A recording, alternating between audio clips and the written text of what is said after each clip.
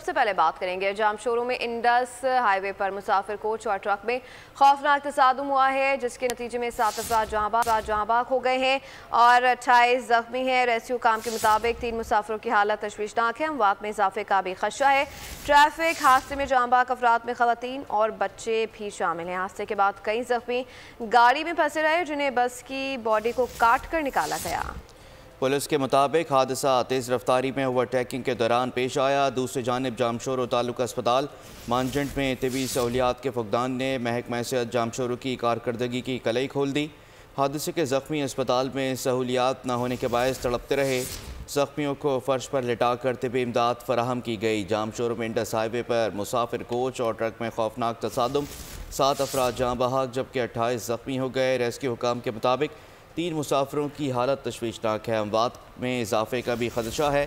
Traffic हादसे में जहाँ भाग अफराद में खवातीन और बच्चे भी शामिल हैं। हादसे के बाद कई ज़ख्मी गाड़ी में फंसे रहे, जिन्हें बस की बॉडी को काट कर निकाला गया। पुलिस के मुताबिक हादसा तेज़ रफ्तारी में ओवरटेकिंग के दौरान पेश आया।